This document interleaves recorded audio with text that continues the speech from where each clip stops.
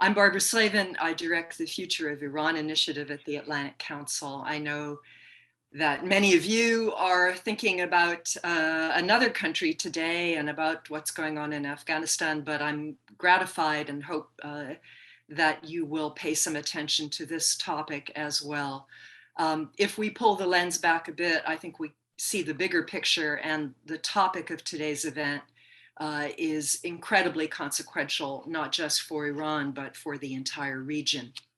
We're going to begin by showing a documentary by the Iranian filmmaker Mohammad Ehsani on Iran's longest river, the Karun. We were lucky enough to have Mohammad with us in 2016 to show a documentary on the Hamoons, the marshes on the Iran-Afghan border, and to discuss the impact of climate change and mismanagement on that area and the people who live there. The Karun is on the other side of Iran, and its impact, of course, stretches not only through Iran, but has consequences also for Iraq, which we will discuss. After the film, we are very, very honored to have expert commentary by Kaveh Medani, perhaps Iran's most foremost expert on water issues. He's a former deputy head of Iran's Department of the Environment, former UN official, and he's currently a visiting fellow at Yale and a visiting professor at the Imperial College in London. Kaveh has written more than 250 publications, and he's received a number of awards for his research, his teaching, and his outreach and humanitarian activities. So with that, sit back and enjoy Karun, and we'll return after the film.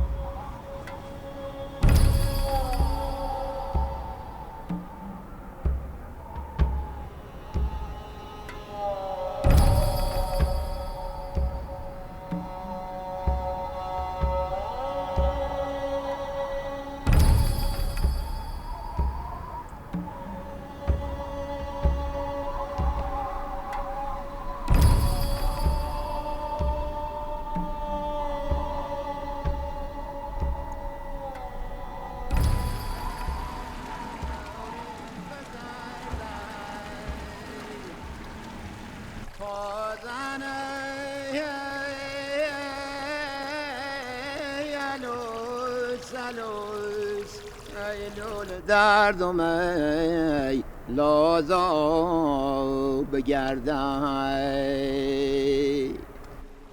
ولاز سیادون مندم ای فام که میرم ای فام که میرم ای خلاصی وی دل تنگم بلای جونای ای بلا بگو 4 کیلو من یاد بگیرم خلاصی روز تنگم دای جونم ای بلا چیه بای قیمتی ای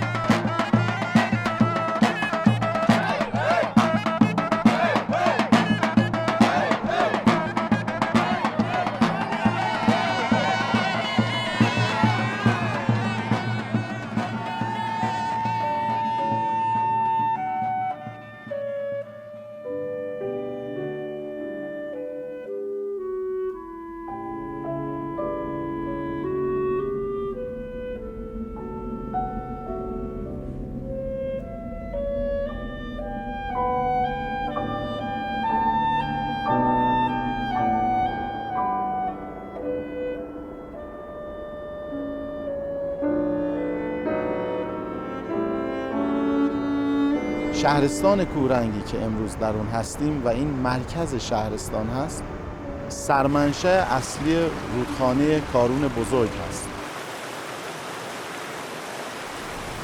این تونلی که الان مشاهده می‌فرمایید سال 1333 به بهره برداری رسیده و قسمتی از آب کارون توسط این تونل به حوزه زاینده رود اضافه میشه. در سالهای گذشته تغییرات آب و هوایی به انواع مختلف خودش رو نشون داده، از جمله کاهش بارندگی ها، تغییر نوع بارندگی از برف به باران و همچنین ایجاد بی‌نظمی در میزان بارندگی ها. این جایی که مشاهده میکنید پیست اسکی کورنگ وجود داره. این فصل باید مملو باشه از گردشگران، ورزشکاران. باید چند متر برف الان اینجا ما داشته باشیم و پیست اسکی فعال بشه. اما میبینید خبری از برف نیست. الان این شرایط رو در این فصل سال میبینیم بسیار کسالت آور هست و این شرایط نوید بخش آینده خوبی نیست و به ما هشدار میده.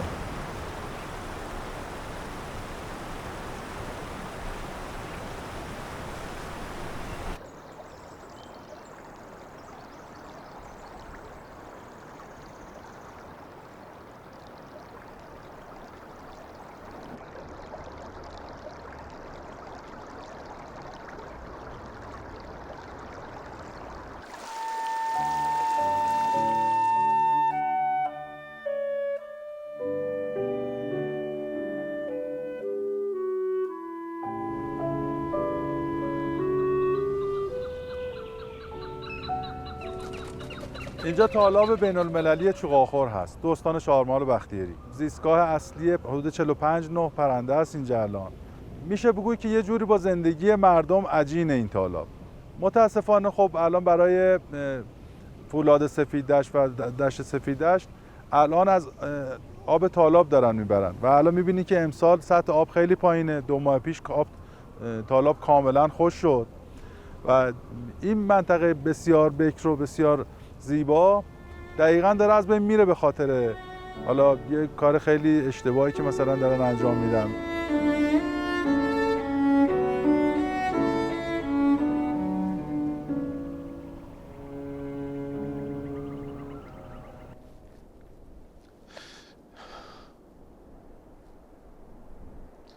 منطقه آب و اجدادیم داره از بین میره به خاطر این تونل.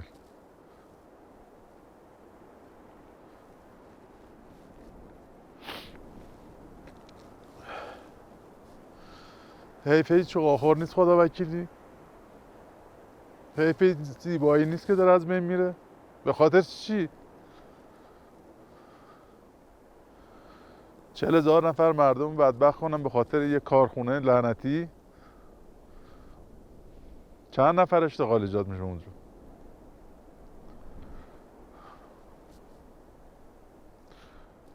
شما اگه 2 سال پیش میمدین تالاب میدیدین به این وضع نمیدیدینش.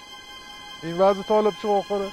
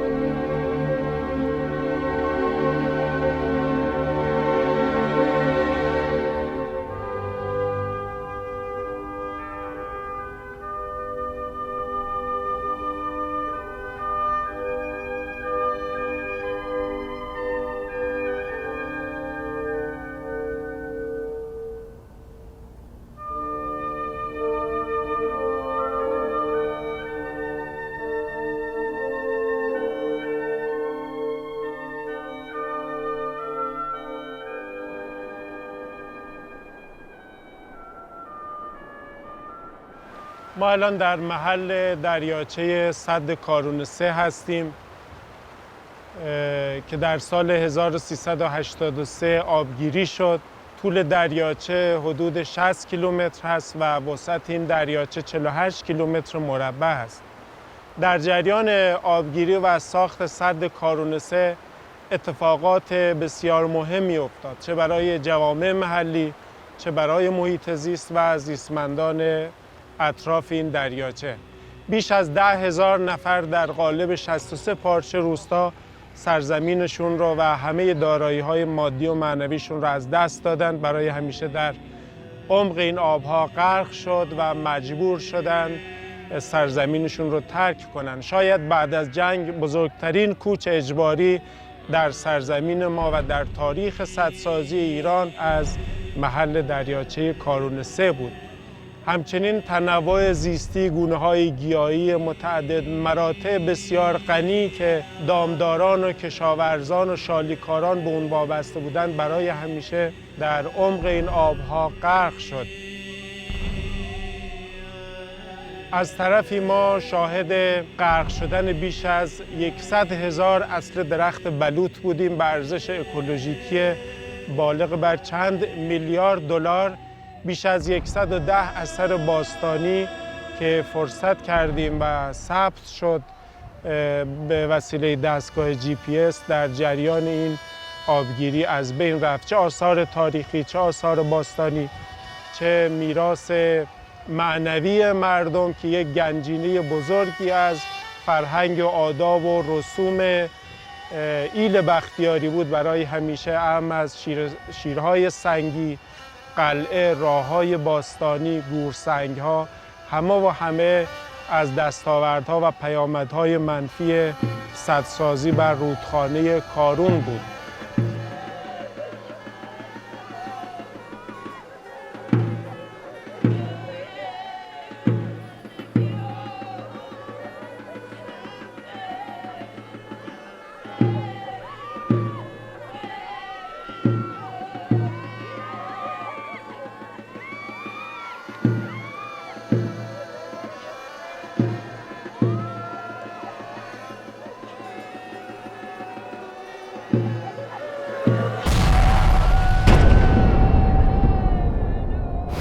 ما عملاً با سدسازی بر روی رودخانه کارون حقابه طبیعی جلگه، تالاب‌ها، کشاورزان و زیستمندان کارون رو محدود کردیم.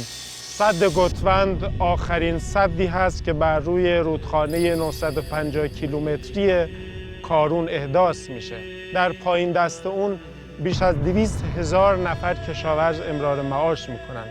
اگرچه برآوردها نشون میداد که ساخت سد گتوند و آبگیری دریاچه بر روی گنبدهای نمکی خواهد بود.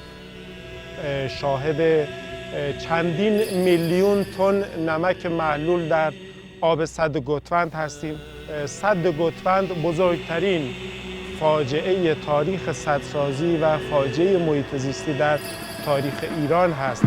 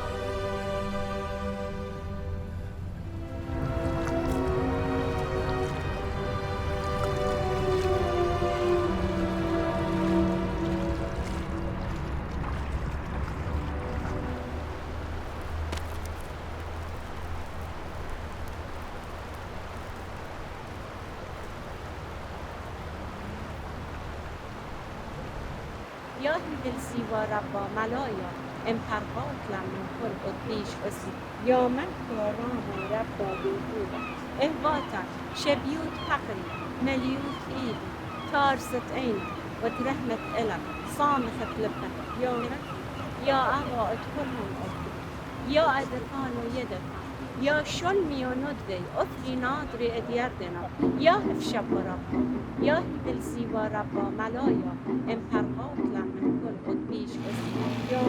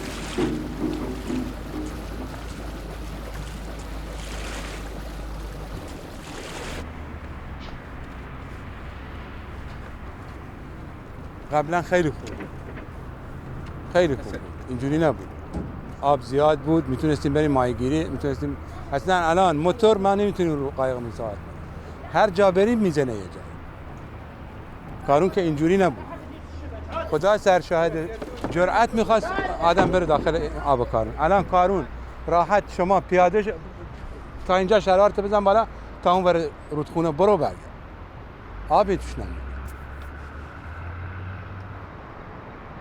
این جزیره شد ببین الان یه هفته است این جزیره داره اینجوری نبود خدا وکیل 3 تا دختر دارم جان 3 تا دخترم من اون بالا یه روز نشستم گریه کردم حالا نمیدونم میخوای قبول کنی نه اشکم در اومد من برای همین کار من بزرگ شده این کارو 47 سالمه از روزی که مادرم من به دنیا آورد تا الان ما 100 متر با کارون فاصله نداشتیم خونه 100 متر با کارون فاصله نداشتیم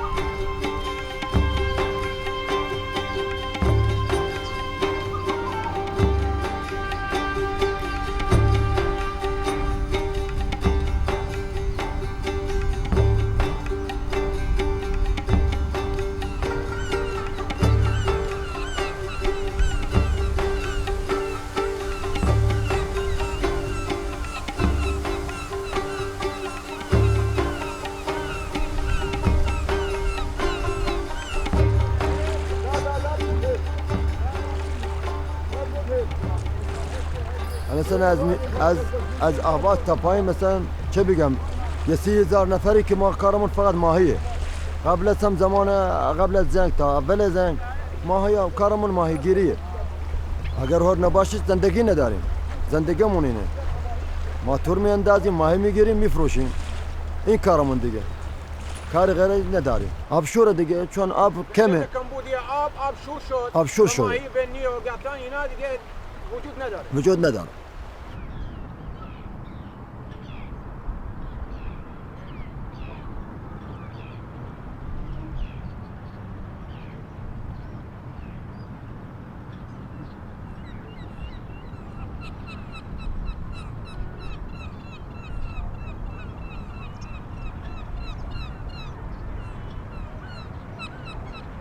بعد از جنگ اولا تا 10 کیلومتری پشت هویزه از همین هور العظیم تا 10 کیلومتری پشت هویزه کلا هور بود. بعد از جنگ که اصلا کم آبی و کم بارونی و این چیزا اینا کم کم خوش این تبدیل به صحرا شد. این پارسال اومد اینجا آب، همین پارسال اومد اینجا آب. الان ما 30 کیلومتر میاییم، خب آب مثلا با عمق 1 متر کمتر، نیم متر، ببین نیم متر کمتر، 1 متر کمتر، نمیتونه ماهی نمیتونه مقاومت بیاره تو گرما. مواقع برج 4 که هوا گرم میشه، بعضی از آبها تبخیر میشه میره، مایا خود به خود میمیرن. تو سرما هم نمیتونه مقاومت بیاره. ما در مواقع سرد ماهی میره زیر آب، جایی که کم گرمتر باشه، تو سطح آب نمیاد. نه خب آقا اون زمان مثلا من همین یه تور میارم ما احتاج کل زندگیم یعنی خرج 1 هفته رو میبرم. ولی الان نه. 2 تا از مایه‌های مهم منطقه نسلش قطع شد، هم شبود هم قطان و سابق یعنی بزرگترین ثروت هور همین 2 نوع ماهی بود. سابق مثلا پرنده، مهاجرت پرندگان خیلی میاد، الان نیست. بر اثر کم آبی دیگه نیست. مرده پرنده از تو گیس مرده. تالاب حدوداً 20 سال خوش شد، ولی پارسال یه مقدار آب اومد اینجا. حالا محیط زیست از تهران اومد، مسئولین از تهران اومدن تا اینو دیدن، بالاخره صورت جلسه کردن تا یه مقدار آب سد یا چیز اضافه باز کردن تا اومد اینجا. ولی این سابق کلاً هور بود، تا 10 کیلومتری هویزه هور بود، هور به تمام معنا بود.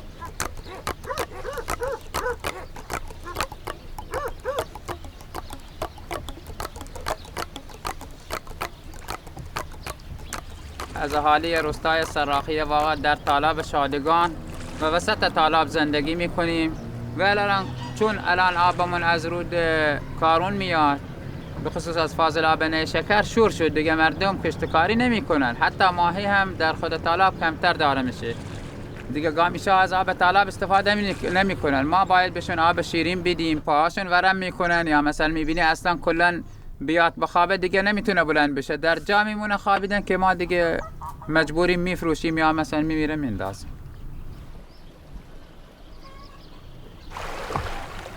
خیلی ضرر کردیم تو خود همین سالهایی که آب شور شد، خیلی مردم ضرر کردن، هم به دامداری، هم مثلا به شکار پرنده، هم به ماهی، هم از خود نخلات که استفاده نمی کنیم زیاد حاصل، کشتکاری مثلا هم نمی کنیم تو خود ای تالاب دیگه، هم آب کمه هم آب شوره.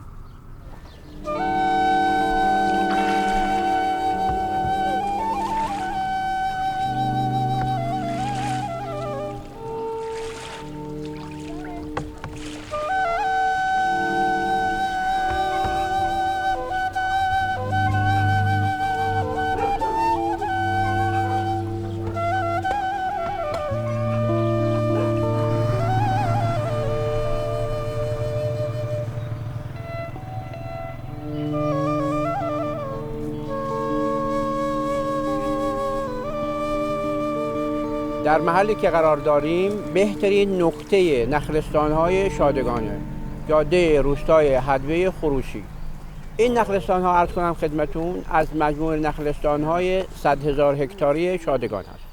پس آب‌های فقط نیشکر بیش از 100 میلیون تن نمک وارد تالاب شادگان کرد. آخه بدبختی دوتا شده، یکی اینکه آب شیرین رفت، دومی اینکه آب شور اومد و آب شور با چه ایسی با چه شوری اومد و خود این تالاب ها که پر از پرنده بود، 130 نوع گیاه و گونه‌های گیاهی اینجا بود.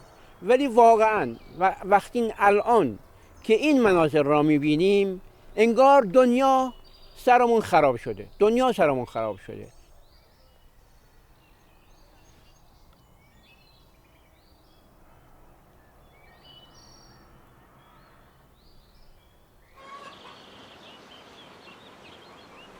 با اینکه قبلا ما از آب جراحی آب شیرین استفاده می کردیم، حالا بالعکس از آب شور استفاده می کنیم.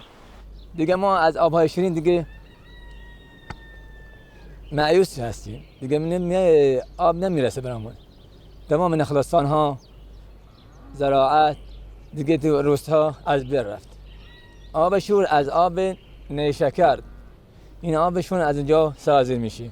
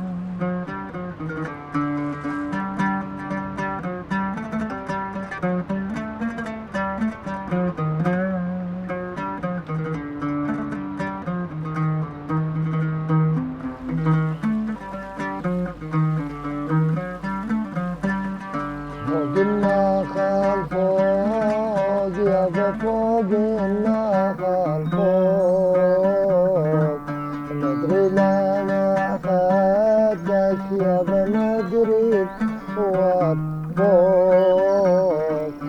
يما بير تشربون منه ماء لا تضبون بحياره یعنی بیری که توش آبه سنگ پرت نکنید چون مایه حیات است.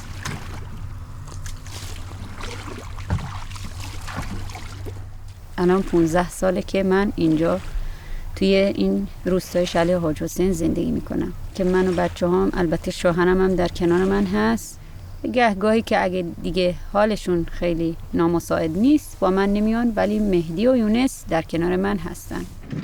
این روستا قبلا اجدادم، خانوادم، پدرم، عموام همه توی همین یه چند تا روستا اونور نشسته بودن. زمین سرسبز بود، خیار، گوجه می‌کاشتن، محصولات زیادی داشتن ولی از اون زمان تا الان خیلی فرق میکنه. شوری آب، کمبود آب، زمین خشکه، نگاش کنی همه جا خشکسالیه. مردم کشاورز دیگه اینقدر خسته شدن، آسیب شدن که دارن میزنن به شهرها، مجبورن اونجا کار کنن آزاد. اگه ناراحت میشم تنه درختو میتکونم. ما عربا میگیم نخل ما عندك لسان، یعنی زبونی نخلی که بی زبون میزنیمش میگیم نخلی که بی زبونی یه حالی به حال ما کن.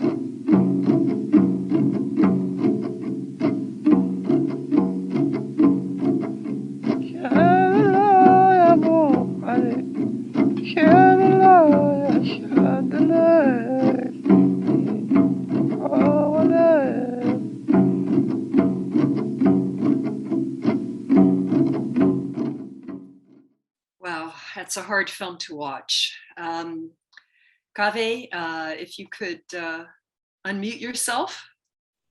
Yes. And return to us. Let's talk about what everyone has just watched. I mean, there are parts of it that are just so heartbreaking, particularly the raw sewage that goes in at Ahwaz, the pollution from the oil drilling from the sugar factory. I think the question, the main question I have for you is, what can be done now to try to clean up this river? Is it too late? I mean, this movie was made in 2019, so I would imagine that the problems that it highlights are only worse. If you were still working for the government of Iran, for the environmental department, what steps would you suggest to try to bring this river back to life? When it comes to the environmental problems, it's always late, but never too late to take action. We have to do something, and so do you have two options: either to fight this, admit the reality and fight, or just say that surrender and say this is the future and we're going to go down and things are going to get worse. The worst thing which can happen is losing hope. And giving up on actions. It's really hard, and things will get harder and harder. The later you want to intervene, the harder it is to solve the problem.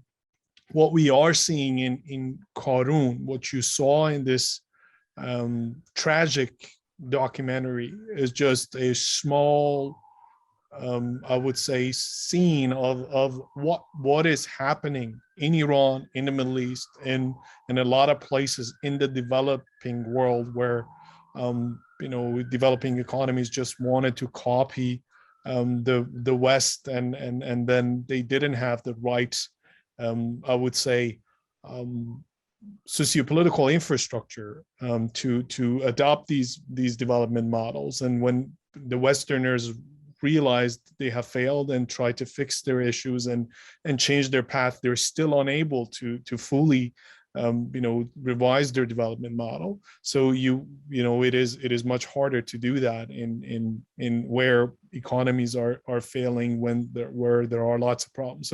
So there is no short solution to this problem, unfortunately.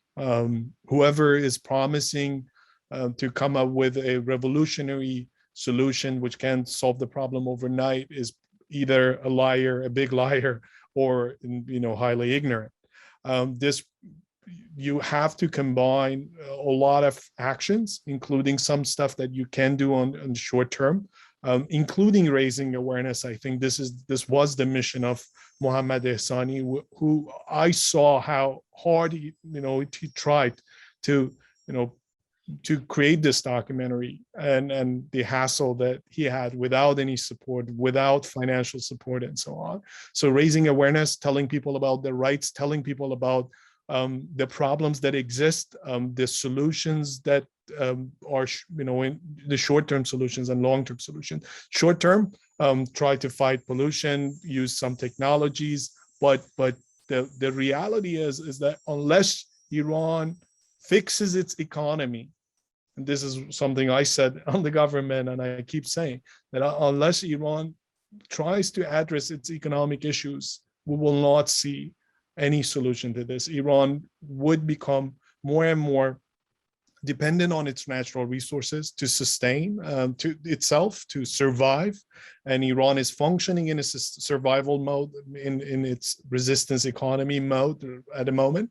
And we will see more and more of these problems. So it's the nature which determines the future. It's the droughts and floods and heat waves which determine how the future would look like. And any extreme event can turn into a big trigger, as we just recently saw in Iran, in Khuzestan.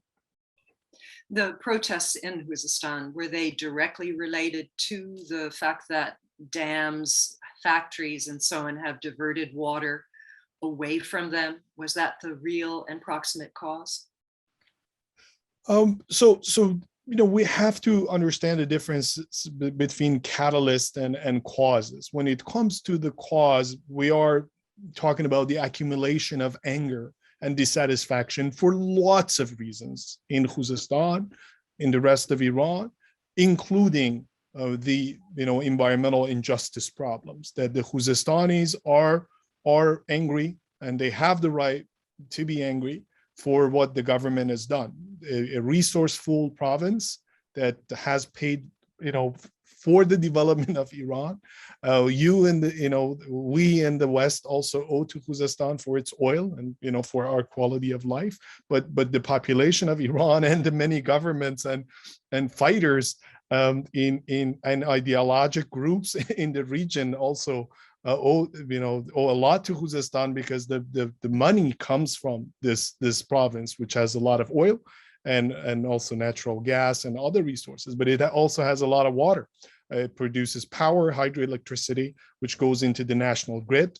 It produces food, which goes to the rest of the country. It has industries which employ a lot of people. So people are mad because of injustice issues. I don't think the Khuzestanis are mad because others, can turn on their electricity and enjoy the resources of Khuzestan. They're mad because they have not equally benefited from the resources they have. As a person who grew up in Tehran, I might have benefited much more from Khuzestan's resources in the capital than people who grow up in Khuzestan, and there are who are thirsty, who don't have access to clean water resources and to other infrastructure.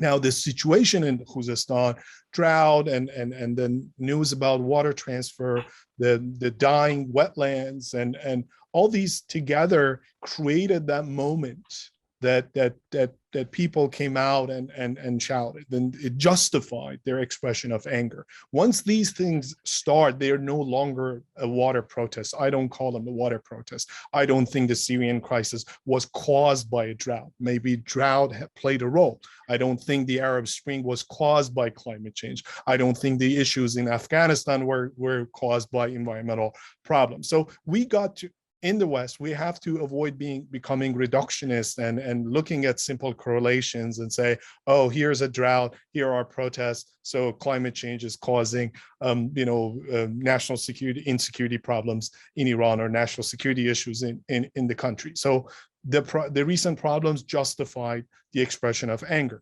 Water transfer is part of the story, is not the full story. Part of water is being transferred to other regions. And note that, we watched, through this documentary, this was the purpose that Mohammad Ehsani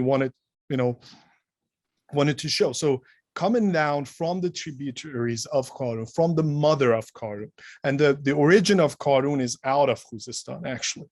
And when it comes to the neighboring provinces, which also have their water flowing into Khuzestan, they are also suffering. So uneven development, unsustainable development that we are talking about. So people in Khuzestan don't have access to clean and safe water. People in Charmahal and Bakhtiyari province don't have access to sustainable sources of water. People in Isfahan and other dry regions in central Iran that relied on water transfer from Khuzestan to an extent, to a good extent, also are suffering. So you have ruined the origin, you have destroyed, and also the dependent sources. And unfortunately, this story is just a repetition of what we have seen elsewhere, right? U.S. West, water transfers, the story of water transfers, and so on. Dust Bowl. What we are seeing in Khuzestan, we saw it in the United States. But the problem and the question here is, why don't we learn from others' mistakes, and why do we want to repeat the mistakes that the West has created? And let's not forget that Khuzestan was supposed to become the Tennessee Valley. The development model there was copied from the United States. So, finding oil there, exposure to the American culture or American consultants and so many other things also drove this sort of development model in that part, which was apparently unsustainable. Now combine that with with corruption, with bad decision making, bad management, bad economy, and lots of other problems, this is the outcome you're going to get. So the recipe is there, you have all the ingredients, and now you fall into a situation that you have no short solution. And I tweeted earlier this morning, people were asking me to comment on the incoming minister of energy, water and power, if he's going to get enough votes from the parliament. And when you look at his plan, there is, it's a wish list. There is no practical solution there. So people are coming into office one after another. They ignore the reality on the ground, make big and ambitious problems, and they cannot deliver. And things are going to get worse and worse. Let me stop you for a minute. I see people are already beginning to put some questions in the Q&A function, so let me gather a couple of them. Faye Mokhtar asks whether the steel factory has been a big problem. And I mean, we have, of course, you mentioned the economy of resistance. Iran is under sanctions. It's trying to make everything at home that it would normally import. Should Iran not be making steel along the Karun? And also, I have a question about the source of the salt water, and I assume that is, that is a function of less fresh water coming down, which allows the salt water to intrude into what was a freshwater area. But perhaps you could explain that as well. So start from the latter. Depends on where, in the basin you're talking about this. So when we get close to the coastal region, to the Persian Gulf, yes, that is the reason. The inflow has been reduced. The river doesn't have enough flow. There you get saltwater intrusion. You go upstream, then you have the issue with all the agriculture and farming that is happening. Lots of pollution coming in. EC goes up, and you have salt issues as well as other pollution. And we have the infamous Khuzestan Dam, which is a major salination plant in Iran, whereas the rest of the planet have been interested in desalination plants, which are also unsustainable in the long run. Iran has created a salination plant by building this dam that we saw also in the documentary. Now, going to the first problem, you cannot single out one product and say, should Iran produce steel or not? Should Iran, produce wheat or not? Should Iran produce, rice, watermelon, etc.? So you have to look at how much you're gaining with the amount of water that you're spending. So water, Iran right now is using non-renewable water for production. Like any other economy, Iran needs to produce, and some goods are more valuable than the other goods. So the added value of using water in some industries are much higher, including steel might be much higher than some other industries. So compare petrochemicals with water spent in the petrochemical industry to water spent for producing cucumber and tomatoes.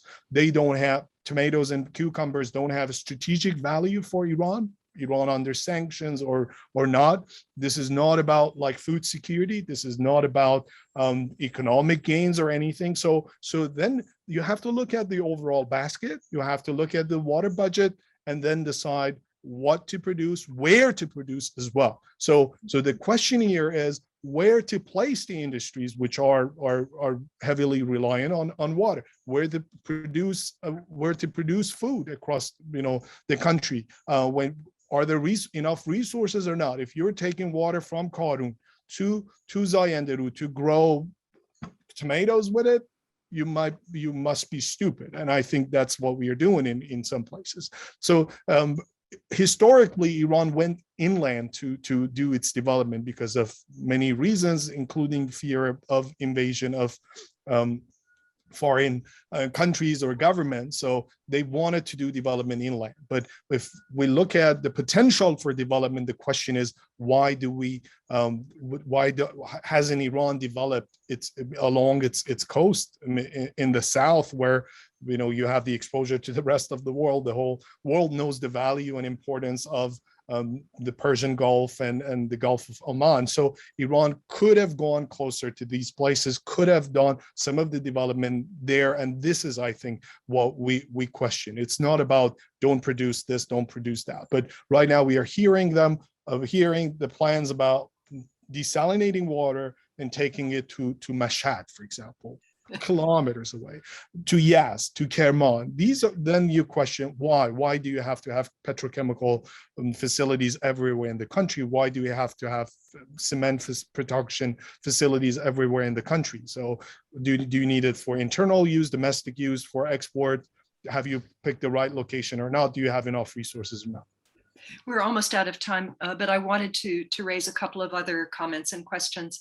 One was a question of whether the international community could do anything to help in the cleansing of Karun. And of course, we have issues of sanctions, as we well know, which have gotten in the way of that. And then a comment from Amatzia Baram, who is an expert on Iraq, who is watching this and notes the influence of the salinization of the Karun on the people of Basra and on Iraqis in that part of the country in general. Is there any prospect that Iran and Iraq could work together to try to deal with the common problems regarding the Weza marshes and the salinization problems?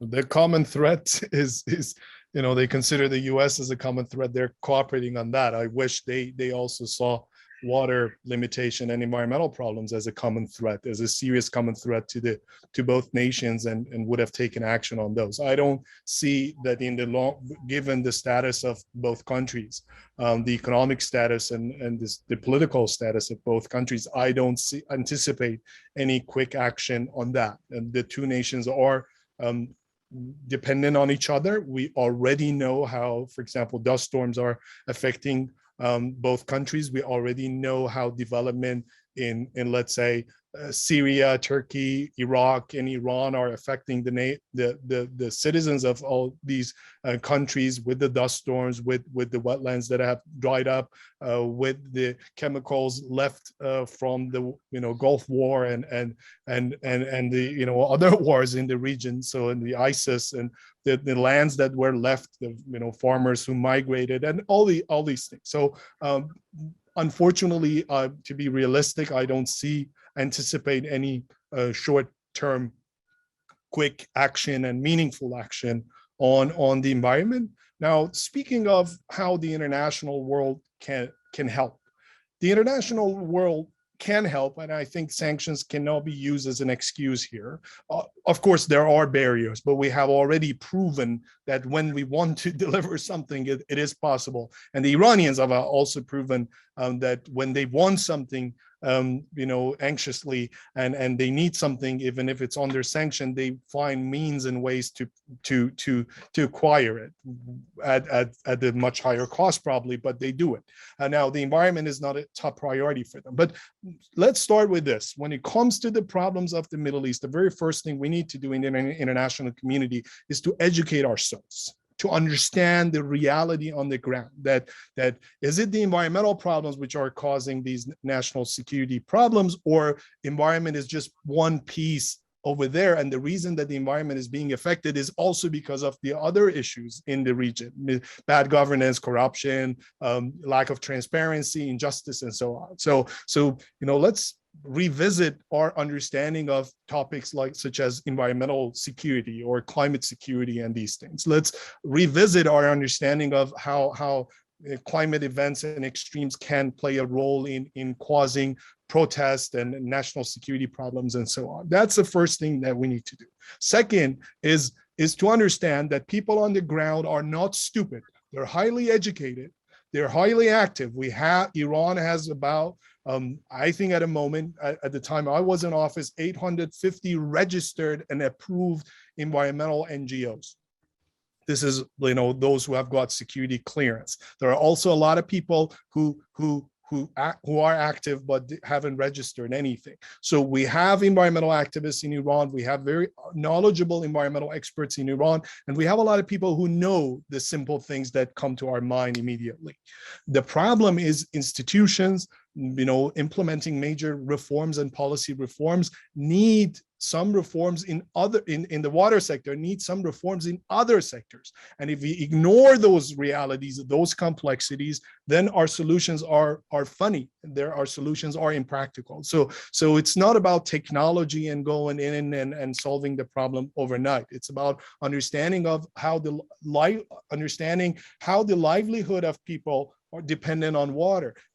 It's easy to prescribe, don't grow this, don't do this, don't do that. But you have, what do the farmers, what should the farmers do? What should the people employed in different industries in Khuzestan do? And all these things that we have to think about.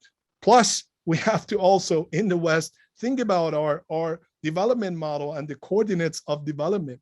As long as we are promoting GDP growth as the best thing, as the best indicator of success in the West, and we are showing them that the style of life and the improved quality of life is having big houses and lights all over the place and eating steak and having big dams and skyscrapers, don't expect those people to give up on their ambitious development plans and their efforts to copy you. I think these are the things that the international community must do, and self-education is the first step.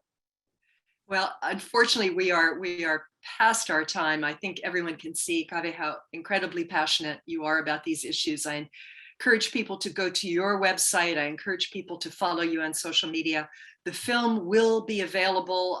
You can watch it again or ask others to watch it on the Atlantic Council website. And I believe there will also be a YouTube link, which we will post and I will tweet and retweet. I want to thank everyone who joined us today. I know there are a lot of distractions in the world, but I do think this is one of the most important issues. And I think that, yes, we should examine our own lifestyles as well as we criticize others for trying to imitate our way of life. So everyone, thank you again very, very much for joining us today. A real pleasure to have you. Thank you, Kaveh. Thank you, Barbara. And let's hope for the best for the people of Khuzestan, people of Iran, and our brothers and sisters in Afghanistan. And the people of Iran in the last few days showed their friendship to the people of Afghanistan. And we just don't know what's going to happen, but let's be hopeful, let's stay hopeful and try our best to enable a better future rather than projecting a dark future. Absolutely. Thank you so much again. Thank you, everyone, and be well, be safe.